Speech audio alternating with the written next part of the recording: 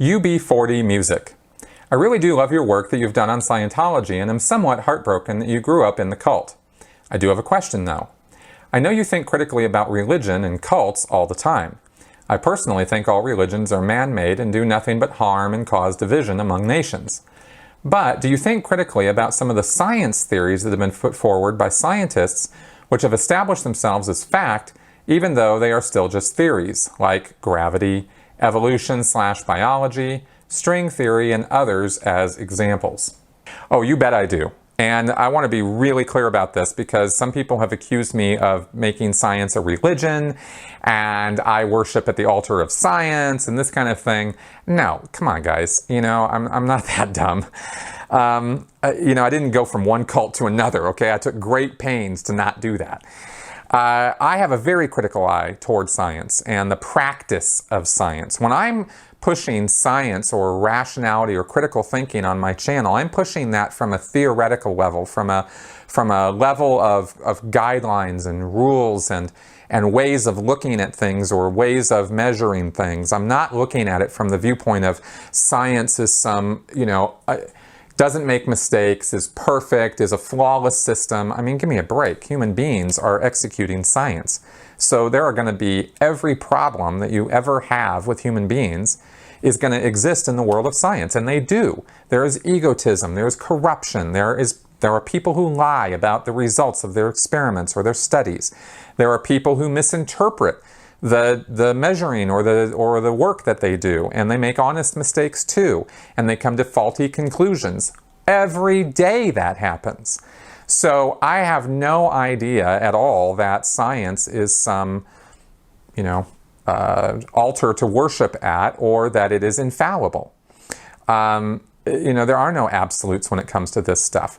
The reason I love science is because it gives us a repeatable, predictable method of acquiring information, validating or proving that information, and thereby coming across, what we might as well call truth, right? Or something that at least works. We have something that makes sense.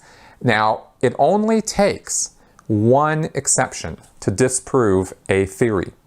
Einstein is famously quoted on that, right? You can run a 1,000 experiments, 100 experiments, and every one of them could prove a theory right, and one well-executed experiment that proves it wrong, that's it. That theory is out the window.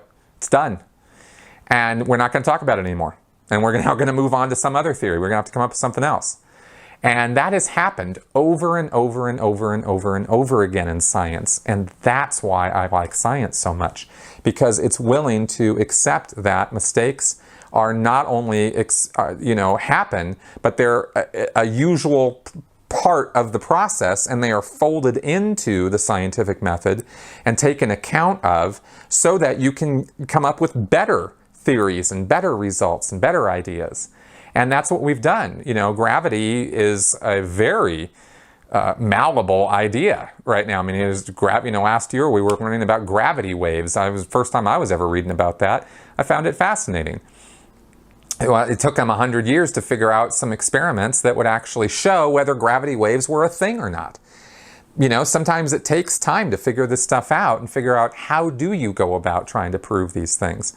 So, and again, those things that, the methods you use to go about doing that stuff could be faulty.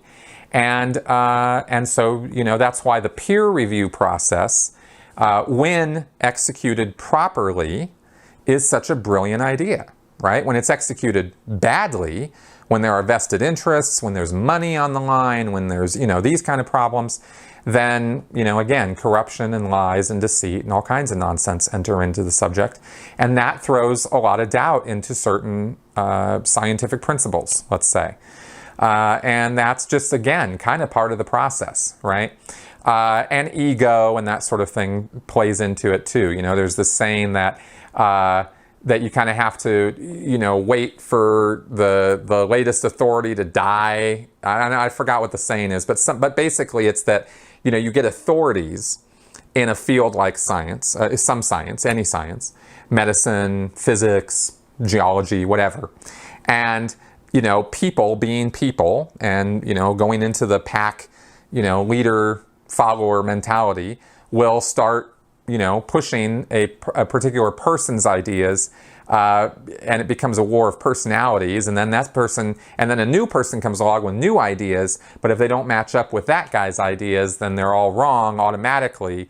And so that's kind of and so you have to wait for that guy to go away or die, and then the new generation can come along with the new ideas and kind of replace out the old guard, and science moves forward.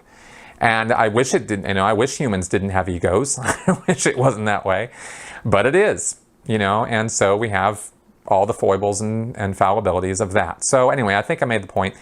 And so that's how I critically look at science. And I think that's how everybody should critically look at science. And maybe I've never said all that before, but there you go.